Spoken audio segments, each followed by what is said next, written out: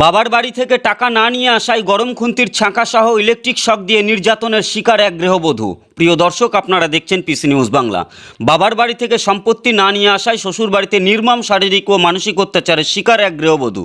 গরম খুন্তির ছাঁকা দিয়ে হাত পুড়িয়ে দেওয়ার পাশাপাশি ইলেকট্রিক শক দিয়ে মেরে ফেলার চেষ্টার অভিযোগ উঠেছে স্বামীসহ গৃহবধূর শ্বশুরবাড়ির লোকজনের বিরুদ্ধে। অভিযোগের ভিত্তিতে পুলিশ তদন্ত নেমে অভিযুক্ত স্বামীকে গ্রেপ্তার করে। এদিন দুপুরে ঘটনায় ব্যাপক চাঞ্চল্য ছড়িয়েছে মালদা জেলার হরিশ্চন্দ্রপুরের রাঙ্গাইপুর এলাকায়। সম্পূর্ণ ঘটনা তদন্ত শুরু করেছে police. Bureau report, PC news Bangla. আমার শ্বশুর, আমার দেওর, আমার ননদ, সবাই আমার স্বামী ঘরে ভরে ভরে মেরেছে। রাত্রেবেলায় ছেলে দুটাকে আঙুলতে দিয়ে দিয়েছে আর আমাকে মেরেছে। যে পাটে পেরেছে আমাকে মেরেছে। কি দিয়ে আপনাকে টর্চার করেছে?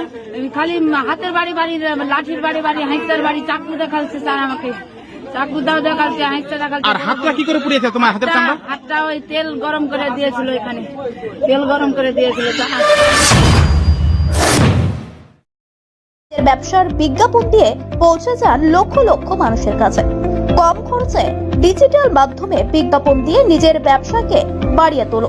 পিসি নিউজ বাংলা, এই খবরটি ভালো লাগলে অবশ্যই লাইক এবং শেয়ার করবেন। এছাড়াও পিসি নিউজ বাংলার যে কোনো খবর সবার আগে পাওয়ার জন্য লাইক করুন আমাদের।